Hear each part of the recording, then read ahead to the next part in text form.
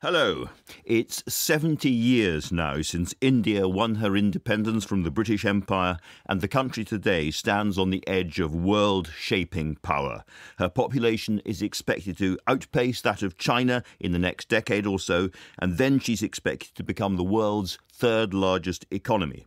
The Economist journalist Adam Roberts has been investigating what he calls superfast, prime-time, ultimate nation, the reinvention of modern India, while Sullivan Estrada has been looking at the rise of Hindu nationalism under the presidency of Narendra Modi. If you're wondering how much modern Indian and British culture remain intertwined, then Preti Taneja's retelling of King Lear in the setting of a contemporary Indian corporation contains some broad hints. Anyway, this rise of India is surely jolly good news for we Brits as we say goodbye to the EU. Well, not necessarily.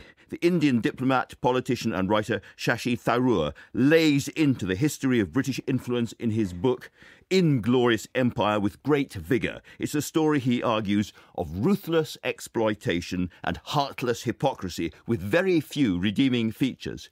Shashi, let's start off with the overarching picture, the position of India in the world economy when the British arrived compared with when the British left. That's right. Well, the British came to one of the richest countries in the world, in fact, the richest in 1700 when it accounted for 27% of global GDP, which is more than the US does of today's global GDP.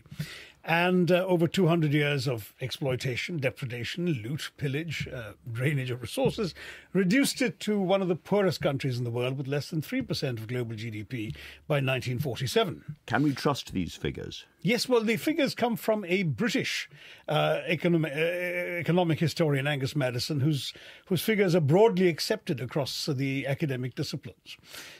And in that story, the things I think a lot of listeners won't know about is, for instance, the condition of the Indian steel industry when the British arrived. Right. Well, India actually was a thriving and rather sophisticated society. It was the world's leading manufacturer and exporter of textiles, a position it had held since the days of the Roman Empire, when Pliny the Elder wrote about how they were importing fine cottons from India and spending most of their gold on Indian goods, right up to the time when English shopkeepers were trying to pass off shoddy European-made cloth as made in India, because that was the hallmark of high quality. Muslins, linens, fine as woven air, it was said. Well, the East India Company came in, destroyed the looms, broke the back of this industry, and at least... There was even a horrible story that they removed the thumbs of some Indian workers. That's right. The only contemporary documentation for that is from a contemporary Dutch observer. And, of course, some British historians argue that he was maliciously motivated. But oral legend confirms that this is widely believed. In any case, there's complete evidence for the depopulation of the big textile industries of Murshidabad and Dhaka. These two cities lost population. They became the first cities in the world to significantly lose population at the beginning of the 19th century. And something similar happens with steel. Steel, India had essentially invented an extremely highly sophisticated, high-quality steel. The Arabs had come and borrowed that technology to make the famous Damascus steel. And when the British soldiers came to India, when they killed Indians in battle, they would dismount and steal their swords, because the swords were made of so much better steel than anything available in Europe at the time. That industry was destroyed as well. And, of course, later Britain introduced its own modern steel making with the BSSS, the British Standard Steel specifications, and tried to prevent Indians from following them. When Jamshedji Tata, the Indian industrialist, tried to set up a modern steel plant in the late 19th century, the British put up all sorts of obstacles in his path, so that at the end of it, he ended up not being able to see steel production in his own lifetime. His son saw it happen. But while he was doing this... Tata has come back, of well, course, exactly. While he was doing this, a senior British official sneered that he would personally eat every ounce of steel that an Indian was capable of producing. It's a pity he didn't live long enough to see the descendants of Jamshedji Tata take over the remnants of British steel when they acquired Chorus a few years ago. One final example of this, shipbuilding, because again, I think a lot of people listening would be surprised to hear there was a big Indian shipbuilding industry and before the British arrived. And an extremely high-quality one. It used to make the craftsmanship was supposed to be exceptional in the world. On top of that, Indian woods, mainly teak and mahogany, lasted longer, so the Indian-built ships lasted 26 to 27 years on average, whereas European ships made of fir and pine lasted 6 to 7 years. And what did they look like? What kind of ships were they? Were they more like junks? No. Chinese junks, or were they like European ships? The Indians are pretty good at imitating all sorts of models, so you had the whole range. You had not just ships for coastal shipping, which were smaller, but big triple-masted ships and so on that travelled as far as China and East Africa. And what was striking about this was when the British came to India and conquered these areas, they said, gosh, we should make our ships here. We'll get them lasting longer and a better quality. There's a lot of contemporary writing about the high quality of the craftsmanship of both the woodworkers, the brass workers, the people who did the fittings and fixtures. But the problem is when the British started doing that, it threw people out of work in London. The London dockyards were suddenly overflowing with unemployed shipwrights and fitters and so on. And promptly, of course, the British Parliament passed an act that kept Indian-built ships away from international routes, including the lucrative London route, and that pretty much killed Indian shipping. Because the story you tell in this book, a lot of people will say, well, the real problem for India during the period of the Raj was simply that European industrialization, the Industrial Revolution took place, and India, like so many other parts of the world, was left behind, was inevitably going to be left behind, and whoever had been in charge, India would have gone through a very tough period. Not true. I think if we missed the bus for industrialization, that's because the British threw us under the bus. Very simply, if you look at the actual reality of the time, India was, as I said, a hugely successful exporter of textiles. The British imposed duties and tariffs on Indian exports while lifting them on British imports. And having conquered much of the land, they were able to flood the market, which was a captive market. The result of all of this was that the capitalists who had the capital to, for example, bring in modern machinery were not in a position to do so and could not compete with the cheap British imports flooding into the Indian market. Had they actually been allowed to conduct themselves normally, following the existing free trade patterns of the region, made the profits they had, they too would have upgraded their technology. It's striking, for example, when we talk about ships, that when iron and steel ships began to be made in the Western world to replace steamships, I beg your pardon, to replace the wooden ships, a shipbuilder in Bengal was one of the very first to successfully make one. So Indians are quite happy to adapt their technologies. They simply weren't allowed to. In a sense, your case rests upon there being a parallel universe in which the British never arrived in India, and India developed very successfully herself. I suppose one point that might be made is that the reason the English were find it so easy to move in so quickly was that the Mughal Empire had been conducting an absolutely devastating religious war right across India for so long, had more or less bankrupted itself, and that India was in a state of civil war as the British arrived.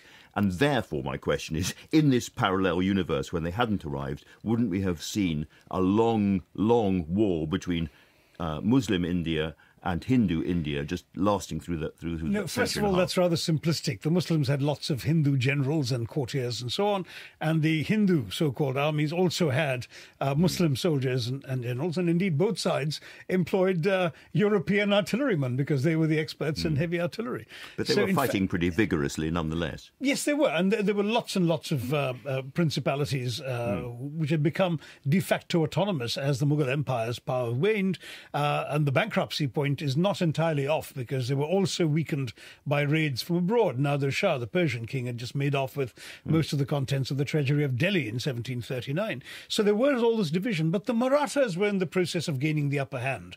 Until the British came, the Marathas were sweeping across much of the country and had essentially reduced the Mughal emperor to a hostage in Delhi. And I think you could well have seen the evolution of a situation in which the Mughal emperor remained as a figurehead, a constitutional monarch, if you wish, while the Marathas consolidated power across much of the subcontinent. I might add that, of course, the Marathas too got a comeuppance from the hands of the Afghans in the Battle of Panipat in 1761. So there was a lot of confusion. It's a complicated situation. It is a complicated one. And the British came out tops. But in terms, as it were, the imperialist historians who say actually the empire was good for India, one of their big points is the British brought democracy to India. But your argument would be that the Marathas would have produced a form of democracy, a different kind of... My argument is not so much the counterfactual. That's a couple of pages of a 330-page book. My argument is much more about what the British did and didn't do. The British actually had no desire to promote democracy in India. It had to be prized from their reluctant grasp. And the British went out of their way to undermine democratic institutions in India, to divide the population through the convenient expedient of communal electorates, where Muslims, for example, could only vote for Muslim candidates, to promote a policy of divide and rule that actually resulted in the tragic partition of the country.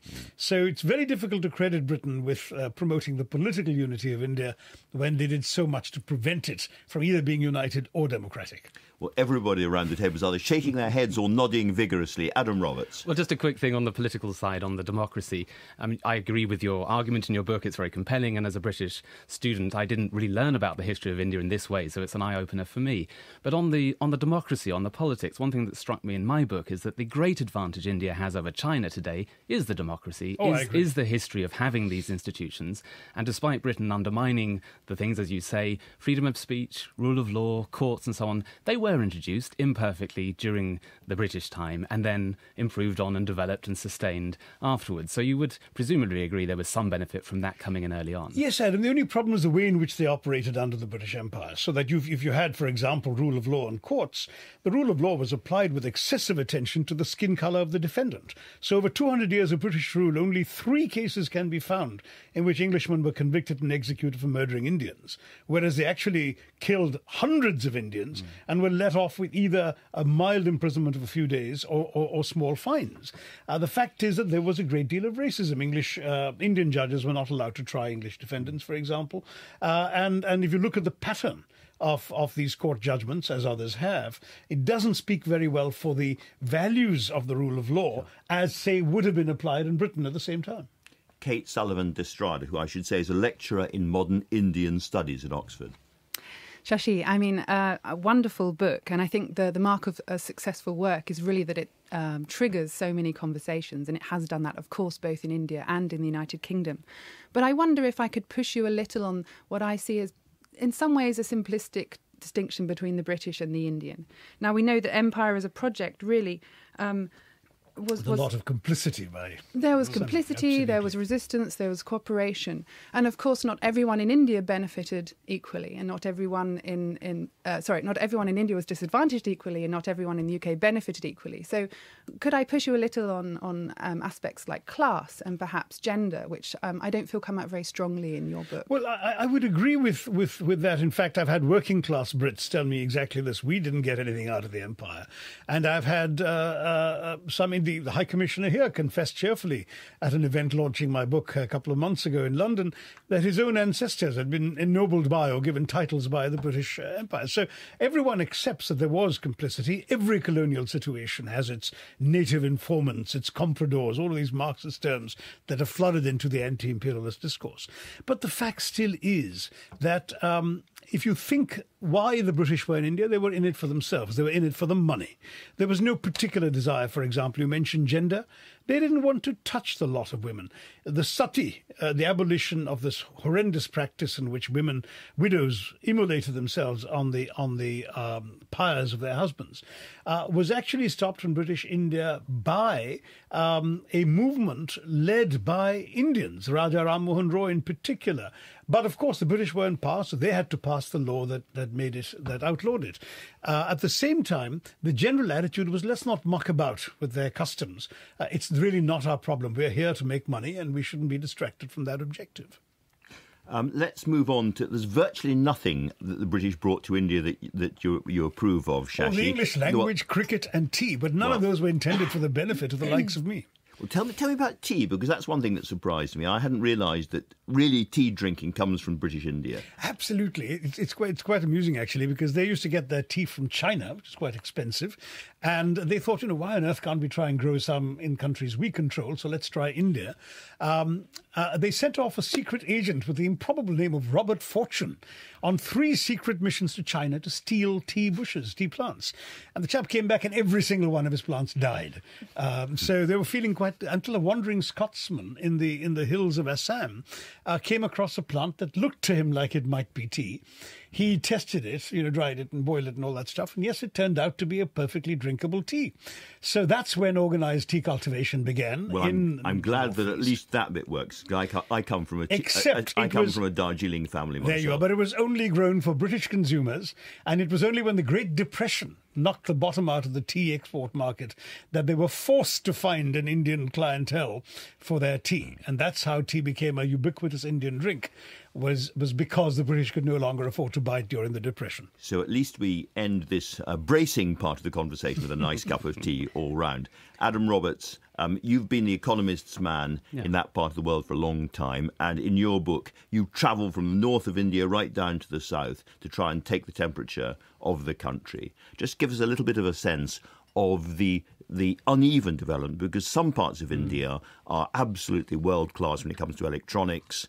They're challenging America. They're very, very important. And yet there are other parts of India which are still badly underdeveloped. Yes, there's a huge variety. I used to be a correspondent in Africa, and there are parts of the northeast of India, the remote part that's on the other side of Bangladesh, locked up between Myanmar and China and Bangladesh, where the poverty levels, the desperation is the lack of nutrition, the sort of problems you might see in sub-Saharan Africa.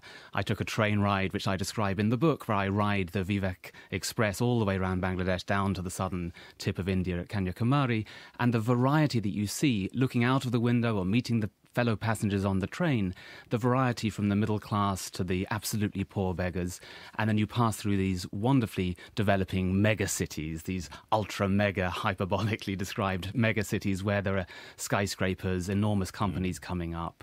You talked about Tata before, enormous companies that are going to be influential in the wider world. Well, I was going to ask you about that. I said right at the beginning that within the next 10 years or so, India is projected to be the world's third largest economy. Is the rest of the world going to feel India like that? It depends how much India trades with other countries. Some of the growth in India will come just from demography. It's an extraordinarily large population, very young population.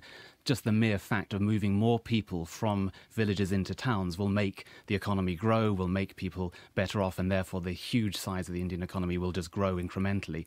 How much India manages to then trade with Europe, with Britain, with the United States, that will determine how much we feel the impact of India. But we already do. The largest manufacturer in Britain is an Indian-owned company, Jaguar Land Rover. We already have investment coming. And let me ask you a bit about the politics, which we haven't really touched on yet in modern India, because Shashi's a congressman all the way through, but we now have Modi's Hindu nationalist BJP arriving. Let's just start off by painting a little bit of a picture of Modi himself, because he has some pretty difficult early experiences in politics. Not difficult, but dodgy difficult. Early experiences. I think difficult. He's a controversial politician. He rose up as a regional figure in Gujarat. The RSS, is that right? The RSS is the Hindu Nationalist Volunteer Service. So he grew up through the RSS, through the Hindu Nationalist group. He rose through the BJP as a regional figure. And then there were huge riots in Gujarat in 2002, in which he was held to be, to some extent, overseeing, not responsible necessarily, but overseeing what happened. And that made him an extraordinarily controversial figure. Being the slaughter of Muslims. Getting on for 2,000 people were slaughtered in his state when he had just arrived as chief minister. The idea that he could become prime minister was then seen as an extraordinarily controversial fact, and yet he came in with an enormous mandate in 2014. He's clearly a very, very brilliant and in some respects charismatic man, but the RSS has been compared to the Italian fascist movement. Well, they took inspiration partly from the fascists in the 20s and 30s. They've evolved, they've changed. I mean, I think there are different strands within the movement, and some would say that there's a hard line and there's a softer line of it. But there is clearly tension within India today between those who think Hindu nationalism is how the nation should be defined and others who believe in a more secular India. And if I was a non-Hindu Indian living in India today, how much would I be fearful of the BJP? Well, in the last 2 or 3 years, you'd be more fearful than before. The examples we've had in the last years of lynchings of Muslim men because they trade or are suspected of trading in beef, the fear of some minorities in regions such as Kashmir has increased in the last few years. So the tension has certainly gone up. Do you think, in terms of India becoming one of the world's most dominant nations, Modi's version of Hindutva, Hindutva, yeah. Hindutva, or Hindu nationalism is a real barrier, a problem for India? I think it's potentially a great split within the country. One of the great achievements of India in the first 70 years of independence was to keep a level of stability, to keep the external borders stable, everything fixed, because there was an understanding that minorities would be protected and the majority would also have its interests thought about. If you have a government that appears to be interested only in the majority, then you will start to harden these divisions. Now, to be fair to Modi, he has started to grapple with one of the big problems in India, which is gender relations. Right. And he said the problem in India isn't women, it's men. He has said some wonderful things, and more than other leaders, he will stand up and say the right thing. He will talk about the dreadful example in India of female fetuses being aborted at an extraordinarily high rate. You've got a skewed child sex ratio in India that's as bad as anything in China, where there's the one-child policy in China, nothing like that in India, and yet in certain parts of North India, you have an extraordinarily skewed population. So Modi has said the right things about these matters. Whether he's then put the money into health spending, into education that you need to deal with the problem is another question. So this is a country that we have to carry on watching very, very carefully in terms of this kind of development. Kate, I'm going to bring you in now because you have focused on Modi's India and the outside world. And I suppose the crucial relationship for India for a long time has been with China. Can you tell us a little bit about the Indian-Chinese relationship? Well, I wouldn't say crucial is the right word. I think complicated is the word that we're looking for here. These are two civilizational states who, in their own ways, are rising in the same region. And I think there's a certain amount of competition involved in that. But that competition is felt more keenly, I would say, on the Indian side. Part of that sort of... It's a long time since we've had really serious border clashes and the threat of it going hot. Yes, but I think the psychological imprint of the 1962 border war, where India saw a defeat, is still very strong. And China, meanwhile, I think is probably focused more firmly on the United States as its key adversary. So there's quite an interesting trilateral situation there. We know that India has intensified its relations with the United States since the early 2000s, actually. And this has seen a boost to some extent, not a revolutionary boost, but some slight boost under the leadership of Modi. And China will be watching that. What has also complicated relations between India and China is India's attempts to diplomatically isolate Pakistan, particularly in 2016. Now, India saw two terrorist attacks on its soil in that year. Three. Sorry, Shashi. And this really, I think, pushed the Modi government into having a strong response. There were several attempts to isolate Pakistan through boycotting the SAARC summit, which was to be held in Islamabad in October, threatening some kinds of actions in relation to the water sharing between those two countries. And also at the BRICS summit in October of last year, Modi tried to paint Pakistan as the terrorist mothership, he called it. And the next day, China responded by saying that China and Pakistan were all-weather friends. So in some ways, quite an ominous combination for India. Yeah, so it's a very complicated situation with several countries involved. Let me just ask you a little bit about India and America, which you raised just now. Huge numbers of very, very bright young Indians emigrating to the States, to California, to high-tech industry in particular. It's a growing importance in that relationship.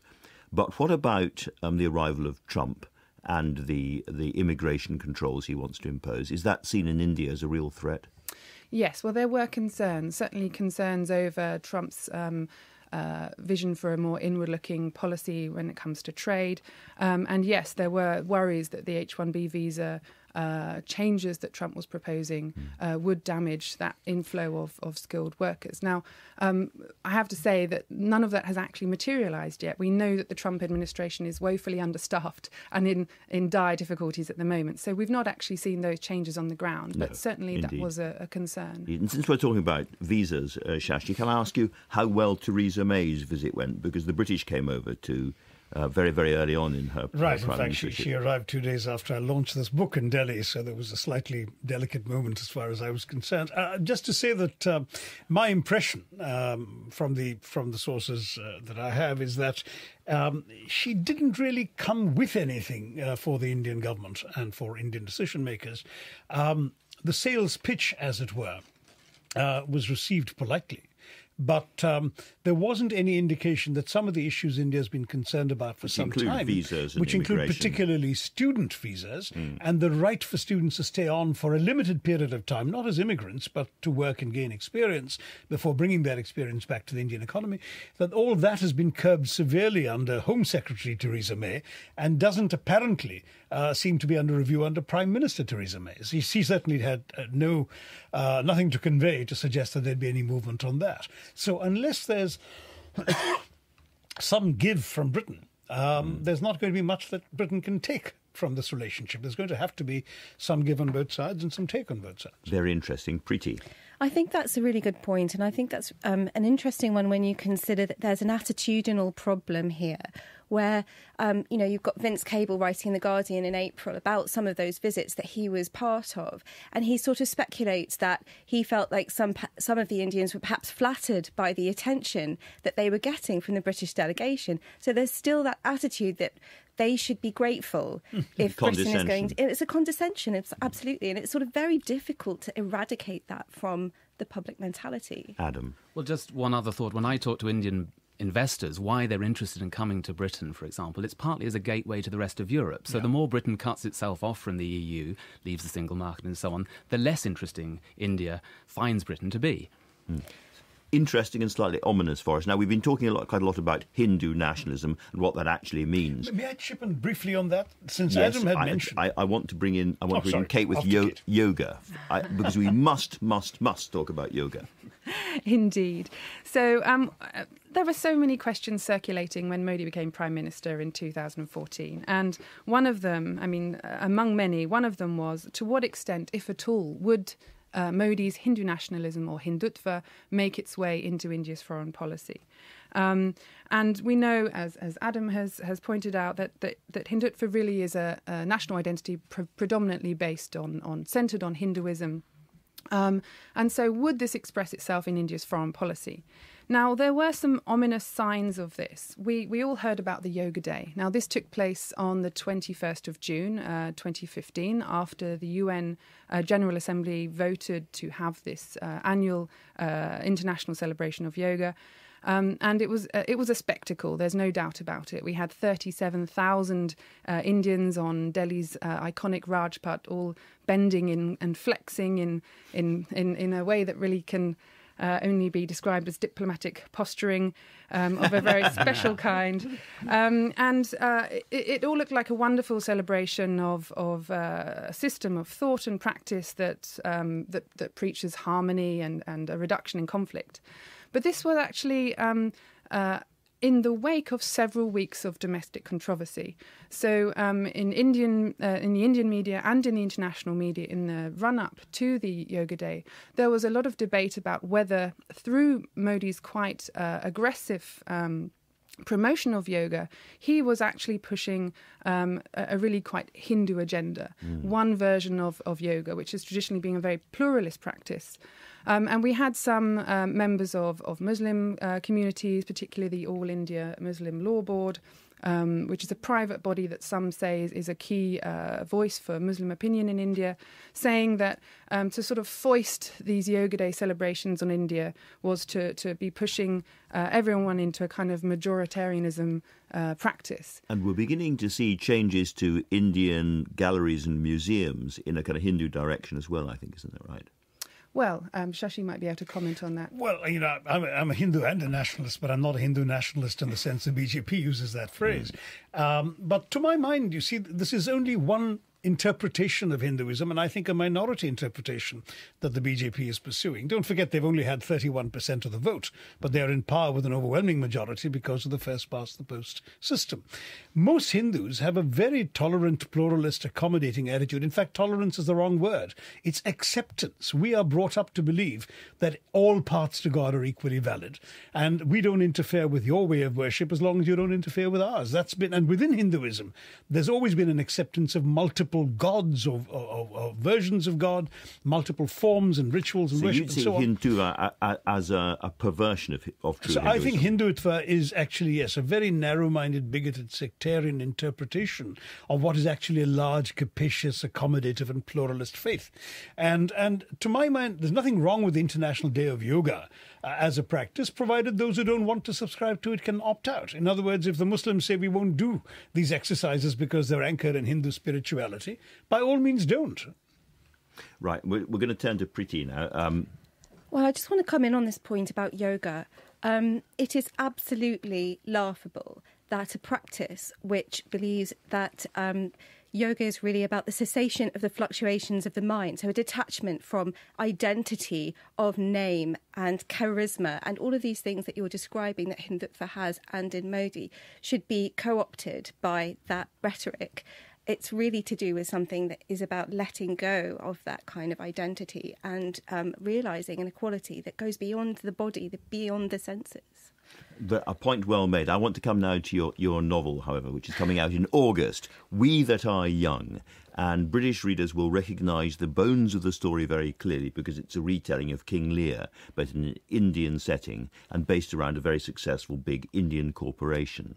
And it gives, I think, a very strong sense of some of the undercurrents in Indian society at the moment. Let me just start off. Devraj is the head of the company, and the Edmund character returns right at the beginning of the book to India and is absolutely amazed by the changes he's seen. That's right. He's called Jeevan, and he's grown up in India and he's gone to America. He's been sent away by his father.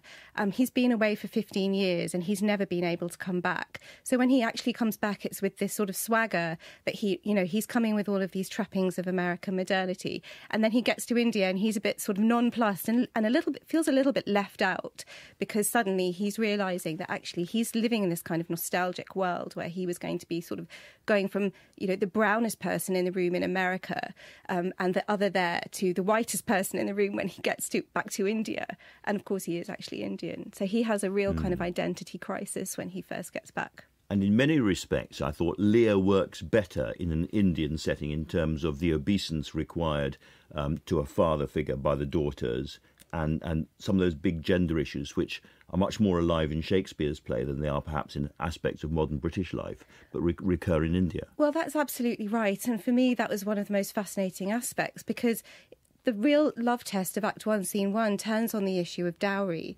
And here in England, and, that is a sort of course, brides get gifts when they marry from their family and so on, but the kind of terms of dowry are not so culturally important as they still are in India. And even though that practice is sort of illegal there and it's sort of outlawed, it still happens. And it really is very pernicious, so much so that families are utterly shattered by having to give dowry, not being able to give enough dowry, women having to wait for dowry, women, being murdered and families becoming bankrupt. If something happens in your in-law family, then you can't go home because there's a shame attached in the marriage breaking down, and so on. So this world of gender politics that Lear describes has very strong correlations to contemporary India for me. And you've called the book We That Are Young, and the demography aspect is very important too, I guess, because, again, in Shakespeare's England was a very young country, Romeo and Juliet, very young people when they get together and so forth. Modern India is very young, and your three sisters are youngish, and the demography is a very important aspect. It absolutely is. We've got this statistics in India, which is the sort of world's youngest, fastest growing democracy with a great number of young people under 25, and a huge and under 30 and a huge amount of growing energy. And there's a real sense of responsibility, I think, that comes with that.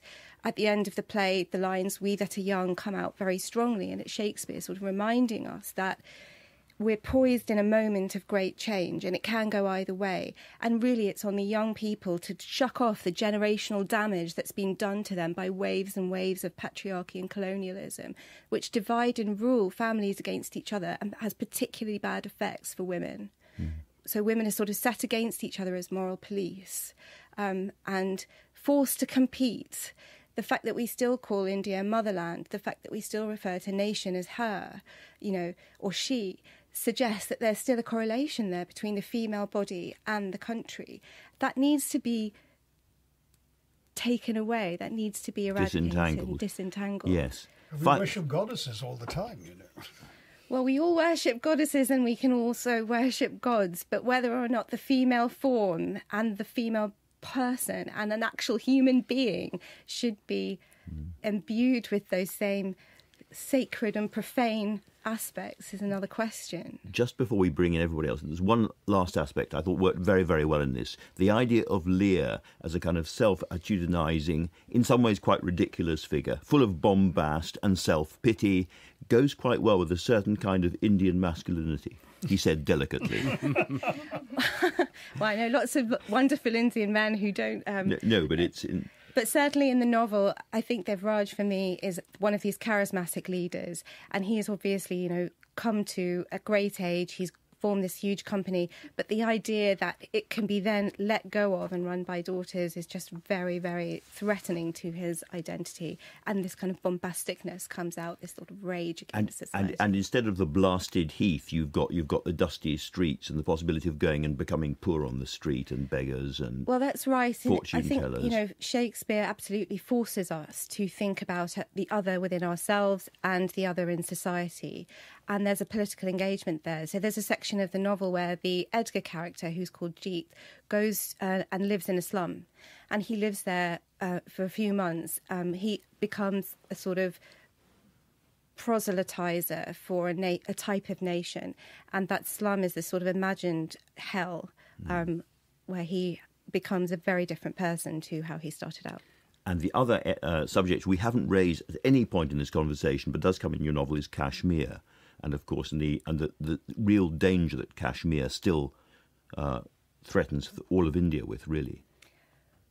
King Lear starts with the partition and it ends with a civil war. For me, that is absolutely a correlation for partition of India, resulting in an ongoing conflict which has happened since that time. I don't see the state necessarily as a threat to the whole of India, but I do see a real tragedy that continues to be eluded in the mainstream. But that is still the one place that real war could break out. So Absolutely. It is a threat to all of India, in that sense, perhaps. I wanted to pick up on the women question. When Indians think about their rivalry with China and what India needs to do to catch up with China, often the language that is used, for example, by Modi is to talk about infrastructure, building roads and railways and massive 100 smart cities and so on. Much less attention put on the question of human capital, the fact that China is just far better at maternal mortality rates, educating girls, keeping people healthy and well fed. And one of the immense problems that large parts of even wealthy India faces is improving that sort of soft economy side of things, the Amartya Sen points, and I think India needs to catch up on that. Shashi, you were nodding at that. Well, I agree with that, and this is the kind of argument that I've been making, of course, because my party tends to be more interested in human beings and perhaps insufficiently devoting attention to infrastructure. We need both. We need both the sort of software of development and the hardware, and we need to get both done in the years to come. Kate? I'm just turning to the violence in Kashmir. I mean, 2016 saw, nearly 100 civilians killed and around 300 people blinded with supposedly non-lethal bullets.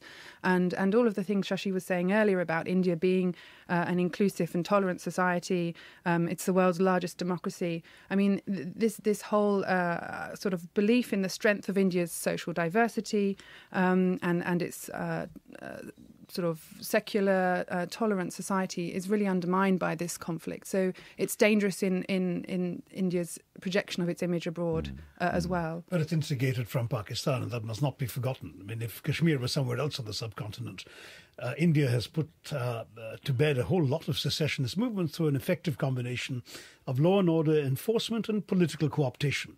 What prevents the political co-optation is the fact that Pakistan is sending terrorists across the border and has been doing so for the last 25 years. That is what makes Kashmir particularly worrying and ominous as a flashpoint. We haven't really talked about partition itself in this conversation. To what extent do you think... I mean, clearly it was a ghastly tragedy. It was. The way it happened was disastrous. And yet was it not always going to happen in some form, given the nature of Muslim politics at that particular time, above all? Well, I think the British encouraged and created it. I mean, in fact, there's no doubt there's plenty of evidence about the British helping finance the setting up of the Muslim League, the way in which the original partition of Bengal on religious lines was opposed by the Muslim nobleman there, the Nawab of Dhaka, who was then slipped £100,000 to change his tune. And then right up to the Second World War, when the British encouraged Muslim separatism. But Jinnah had something in this as well. He campaigned from the late 30s onwards very, very fiercely for a Muslim That's right, but the late 30s to 1947 is not a very long time. It was a dramatic, headlong rush to partition that the British, I'm afraid, facilitated at every stage. When Jinnah began this campaign, the Muslim League hadn't even won as many Muslim seats that is reserved for Muslim candidates and Muslim voters, as the Congress Party had, and as even more, of course, had been won by united parties of both communities in Punjab and Bengal. So the fact is that the forces for unity were very much stronger. Of course, the Second World War enabled a lot of things to change dramatically, and I have described that in my book as well. Is there any parallel universe in which what is now Pakistan and what is now India would have remained as one state? I think in every conceivable scenario but the one that actually transpired, Really? Absolutely. Really? I think it's very unlikely they would have remained together. Well, on that note, I think I'll probably bring the conversation to an end. Thank you all very much indeed. Very, very interesting. Kate Sullivan de Estrada is the lecturer in modern Indian studies at the University of Oxford, and as you've been hearing, has been working on Indian and global relationships, going to become more and more important. Shashi Tharoor's Inglorious Empire, packed with information, what the British did to India, and Adam Roberts' excellent super fast, prime time, ultimate nation. Not an easy title, and to get out, are both out in all good bookshops now. And Preti Taneja's retelling of King Lear in contemporary India, We That Are Young, will be published in August. Next week, Start the Week, is at the Hay Literary Festival. I hope the sun shines down on Tom Sutcliffe and Colm Toybin, Sebastian Barry and Meg Rossoff. Lucky all of them. But for now, thank you and goodbye. There's more information about Start the Week on the programme's website. Go to bbc.co.uk, where you'll also find many more Radio 4 programmes you can download for free.